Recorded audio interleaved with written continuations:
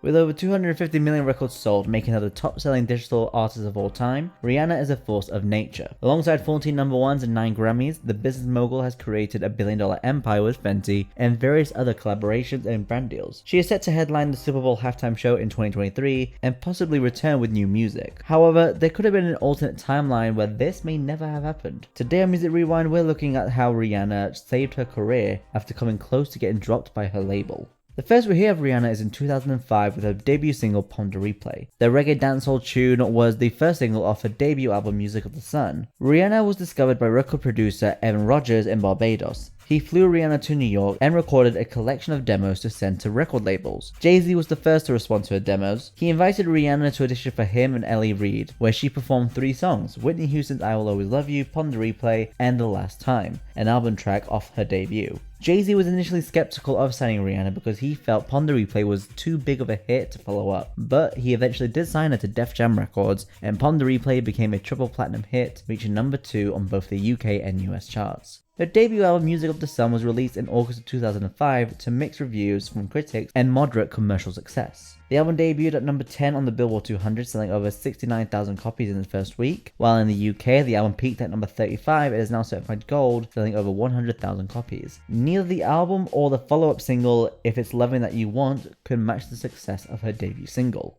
Wasting no time, in April 2006 she releases her sophomore album, A Girl Like Me.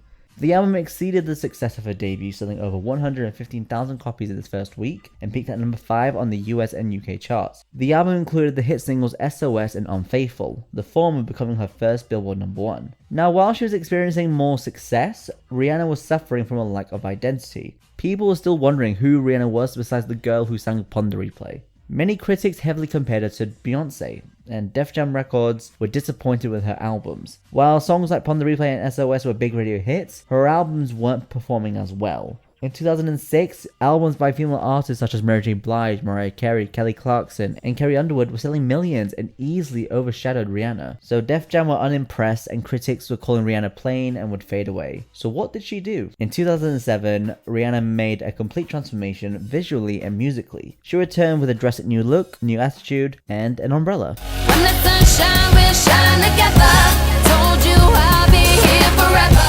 Umbrella was written by Tricky Stewart and The Dream. Before Rihanna had the song, it was pitched to Britney Spears for Blackout and Tayo Cruz, but their labels rejected it. Ellie Reed heard the track and thought it'd be great for Rihanna, but the writers had Mary J. Blige in mind and promised her the song. However, Mary J. Blige had obligations with the Grammys and never got a chance to record it. Ellie Reed used his executive power to get the song for Rihanna, and it became a giant hit, reaching number 1 on 22 global charts. In the UK, the track had a weird history, described as the Rihanna curse. For the 10 weeks Umbrella was at number 1 in the summer of 2007, the UK had its worst weather in history. Monsoon-like rain have drenched the nation, one reporter said, and The Sun urged people to buy more positive-sounding songs like Walking on Sunshine by Katrina and the Waves or Summertime by Will Smith. A complete 180 from her last record, Good Girl Gone Bad was praised by critics for its evolved sound and Rihanna's performance. The album's legacy includes 7 Grammy nominations, countless pop classics such as Umbrella, Don't Stop the Music, and Take a Bow. The album debuted at number 2 with over 162,000 copies in its first week. While a career best, the label still weren't satisfied. They still weren't impressed with her sales, and they had yet to recoup the money they had spent on her. But instead of dropping her, they waited to see if anything else would happen. But in the meantime,